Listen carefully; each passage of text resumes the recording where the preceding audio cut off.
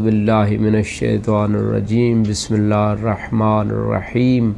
الحمدللہ رب العالمین والصلاة والسلام علی اشرف الانبیاء والمرسلین وعلی آلہ الطیبین الطاہرین۔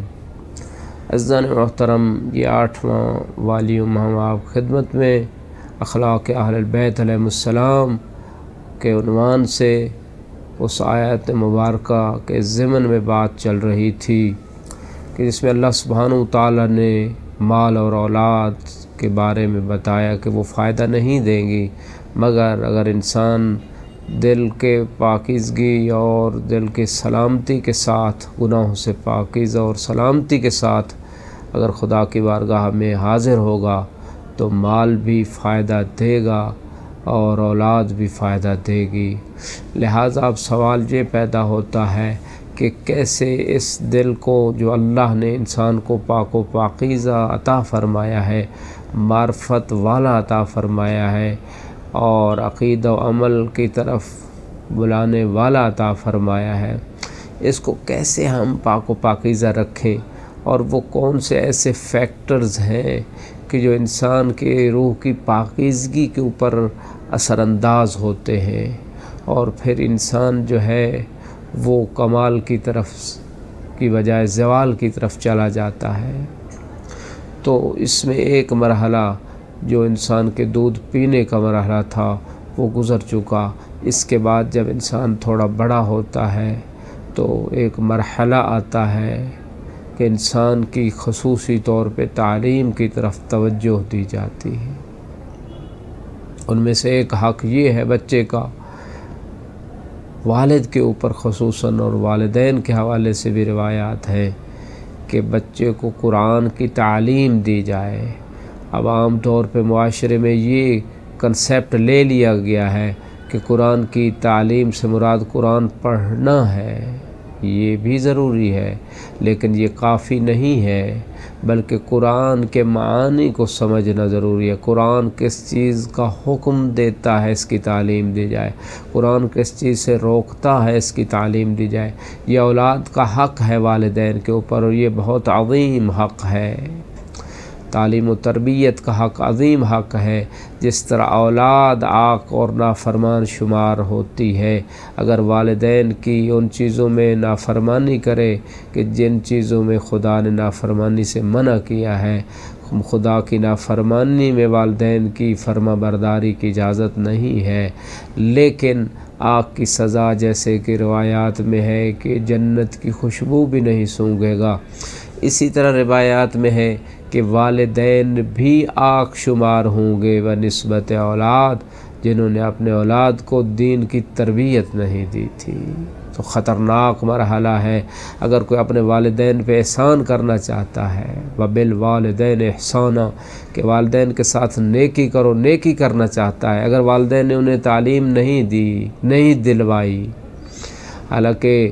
سکولز کالجز کے ایک ایک سبجیکٹ کی ٹیوشن پہ ہزاروں روپے فیسیں دی جاتی ہیں، لیکن دین اور قرآن کو سمجھنے کے لیے کوئی ارینجمنٹ نہیں کیا جاتا، کوئی خاص چند لوگوں کے علاوہ اہتمام نہیں کرتے ہیں۔ لہٰذا یہ والدین کے اوپر ایک خطرناک مرحلہ آ جائے گا روز قیامت، آگ والا مرحلہ،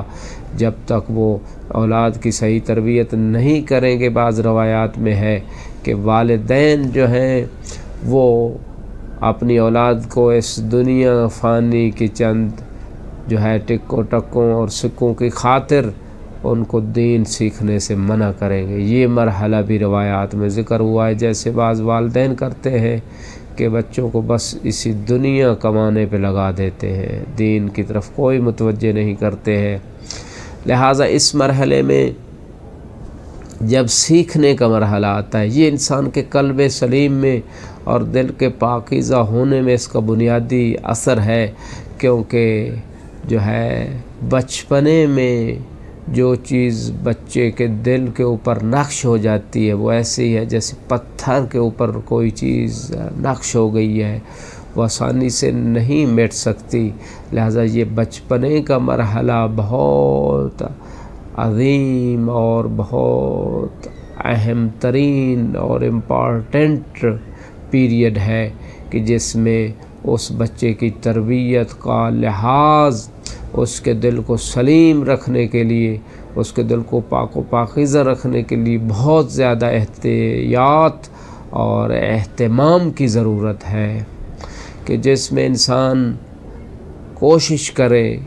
کہ اس بچے کو قرآن کے مفاہیم کو سکھائے، عقائد حقہ کو سکھائے، توحید سے لے کر معاد تک نبوت و امامت کے عقائد کو سکھا دے، اور اس کے بعد اس کو فروع دین میں جو اس کی زندگی میں مسائل ہیں، نماز، روزہ، حج، زکوٰۃ، خمس، جہاد اور تولا تبرہ تک جو بھی مسائل اس کو پیش آتے ہیں عمومی زندگی میں، اس کی بھی اس کو معرفت دلوائے، اور روح کی طہارت کے حوالے سے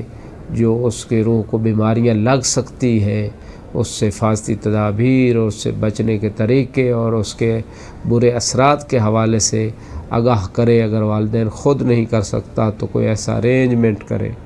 جس سے بچوں کی صحیح تربیت ہو۔ یہ مرحلہ ہے قلب سلیم رکھنے کا، کہ جب بچے کی تربیت کا مرحلہ آتا ہے تو اس مقام پہ اکثر غفلت کی جاتی ہے کہ فقط دنیاوی مادی اعتبار کو سامنے رکھ کر بچوں کی دنیاوی اچھے ادارے تلاش کیے جاتے ہیں جن کو اہل دنیا اچھا کہتے ہیں، حالانکہ اس میں ہزارہا خرابیاں موجود ہوتی ہیں۔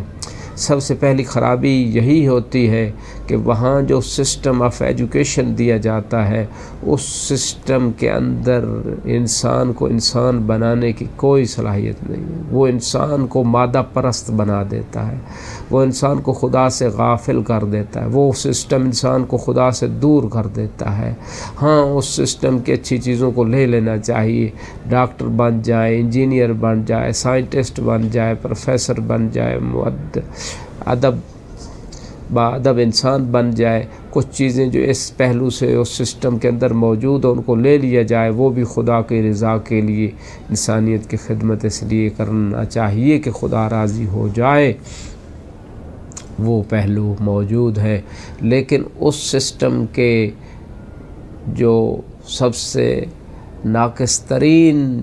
مرحلے اور جہات ہیں وہ ہے روحانی تربیت کا۔ اس سسٹم میں کوئی ارینجمنٹ نہیں ہے، لہٰذا جہاں اس جسمانی اور مادی اعتبار سے اس تعلیم کو حاصل کرنے کے مرحلے آتے ہیں بچے کے لیے، اسی کے ساتھ ساتھ والدین کو چاہیے، ہماری سوسائٹی کو چاہیے کہ روحانی اعتبار سے بچوں کی تربیت کے حوالے سے اس بات کو خیال میں رکھے کہ بچوں کو کیسے بتانا ہے کہ جھوٹ بولنا یہ بہت بڑا گناہ ہے اور اس سے خدا ناراض ہو جاتا ہے، اور اس سے انسان کا اعتبار ختم ہو جاتا ہے، انسان کی ویلیو نہیں رہتی۔ یہ سارے بیڈ جو ایفیکٹس ہیں، جو خرابیاں ہیں، وہ تمام جہاز سے بچوں کی تربیت کے اس مرحلے میں ان کو بتانا چاہیے،